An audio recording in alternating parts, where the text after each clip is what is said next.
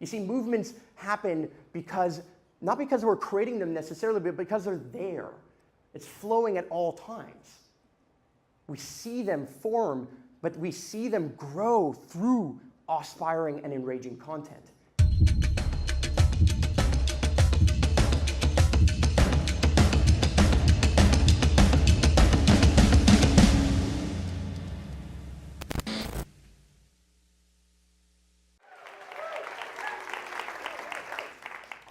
Now I'm here to talk to you about movement building. But I want to start by first saying that, well, Trump is a genius. I bet you didn't expect me to say that at this crowd. But the truth is that I have no horse in the race. I'm Canadian. Now here's the thing. The reason why Trump is a genius is because he's phenomenal at building movements. He was able to get a whole bunch of people to participate in making America great again. A movement that swept the nation. We all know what happened with that movement. But what's interesting is, I feel like he kind of acts like a mafia boss. I feel like he kind of acts like a drug dealer. I mean, they call him the Don for a reason, right? See, movements have things in common. Whether you think about the Me Too movement or how Donald Trump got elected, we can see that a pattern that emerges. We can see something that happens. And I have done this before. I've participated in building movements online. So before you call bullshit as to whether or not Donald Trump is kind of like the Don, know that my name is Marc Angelo. I'm a philanthropreneur. And a few years ago, I went out into the middle of a GMO corn and soya field that I did not own, but went out there and planted a tree. I planted a tree to build the school that I wish I could have gone to, both physically and digitally. And in that moment, I didn't realize it, but I had actually started a movement, because the next thing I did is that I pulled out my phone and I took a picture. And I declared it to the world that I was going to build this, that I would be a part of it. At that moment, I also started a Facebook page. See, by posting it on Facebook and Instagram, I started documenting my story. I started telling people around me that this is something that was important to the world. And over time, I've partnered and helped build networks that reach and have followers of 300 million plus people at this very moment. And it's growing every second. These are organizations that you might have heard of. I've worked with Futurism or Collective Evolution, Higher Perspective or Superhero Academy. I've created content that has gone viral many times over. And I've done all of that because at the end of the day, I'm addicted to my phone. How many people here feel addicted to their phones? I know I am. I know that the 21st century is going down as being kind of the century of notification nation, the century of where we became addicts in the same way that we become addicts to movements and drug dealers and drugs. We became addicts to being beholden to our technology, to our phone. You see, in this crowd, we're championing the blockchain. We're talking about how technology can empower us, and it will, and it does, and it has empowered me. But in reality, we are going down the 21st century as the new drugs of our time, the notification junkie. And so you might ask yourself, what does Donald Trump, viral content, movement building, and kind of creating a network of drug dealing actually have in common? And well, I'm going to tell you 4 key steps, 4 key elements that all come together to show that they're actually very similar.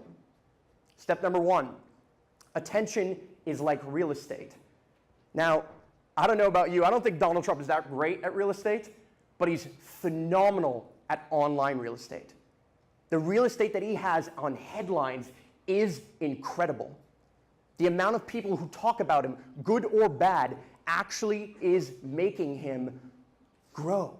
He's constantly been able to generate those headlines. In fact, he leads by creating those headlines when he even announced his candidacy to become president.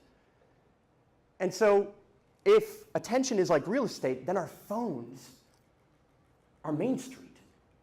In the exact same way that we used to run around to try and find that real estate on the best street in town, well, now that real estate is currently on your phone because you have it with you at all times.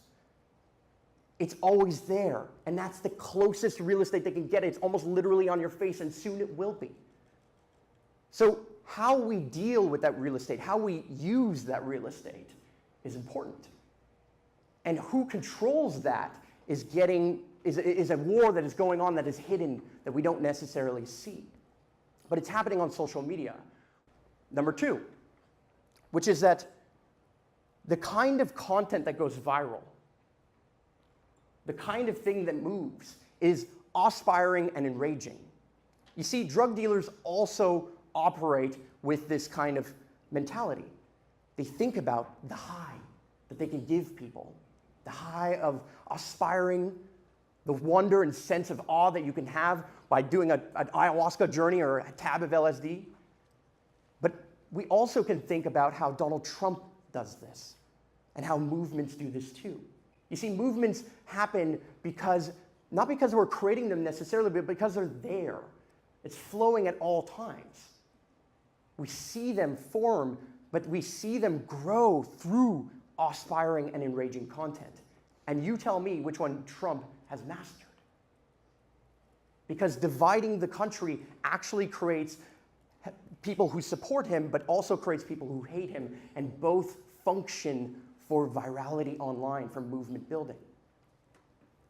See, drug dealers understand that they're getting you high, and that's what they profit from, and so does Donald Trump.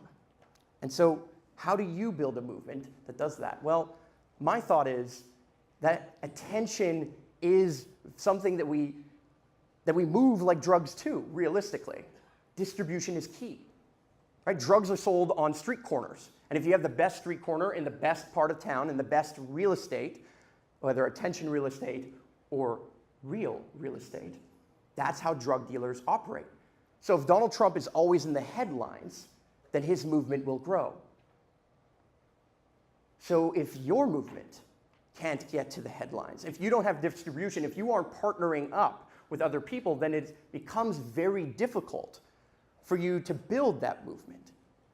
And as Wall Street is buying up real estate and literally tapering the algorithms back and scaling it back, and all this money is pouring into Facebook and Snapchat and Instagram and all of these different networks, what we are seeing is a shift in advertising dollars. We are seeing the Gramatica Analyticas of the world take reign and literally be able to hyper-target specific people. Hyper-target the people who are most likely to support that movement. You see, to make a piece of content and just put it out there is kind of like trying to create a piece of content or trying to hear or understand whether when a tree falls in a forest, it actually makes a sound.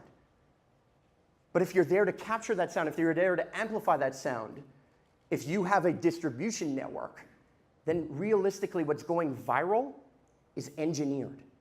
It's happening at all times. You might think that some random video went viral, like This Is America, for example, as of late. And it does. But there was coordinated effort that went into doing that. And drug dealers are doing the exact same thing. They have roles. They're organized. There's a reason why they call becoming a presidential candidate also a campaign. So how are you organizing? How are you organizing your movement? And what movement are you actually truly inspiring? How are you understanding who is the villain of your movement and who is the hero of your movement? Because in 2016, March 2016, I was hanging out with a friend in Costa Rica, and I was able to predict that Donald Trump was going to win, and I actually broke it down into an 8-step process. It's a simple process that is told for every single Disney movie, every single hero movie of all time, right? We all know what happens at the end of a Batman movie. And we all understand how that continuously flows. We all understand what that looks like when we go to the movie theater. So then why aren't we necessarily recognizing it on our cell phones or on our laptops? Can you not see that when Donald Trump announced his candidacy, that in a sense, he basically said, I hate these people. Let me stoke the flames of the patriots. Let me say, I'm against this and I'm for this.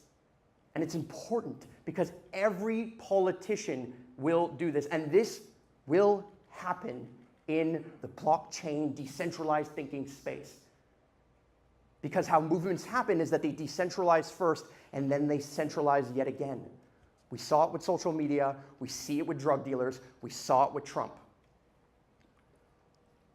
So, my name is Marc Angelo and I want to ask you a very simple question.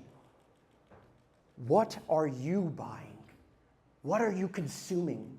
Every single time you click and swipe and look around, every time you comment, even if it's to express your dislike of something, you are actually enabling it further. If you want something to stop, stop paying attention to it, because attention is the world's most important currency, and it is the currency of the future. So, who is the hero of your movement? How are you being the hero of your movement? And who, importantly enough, is the villain? Thank you.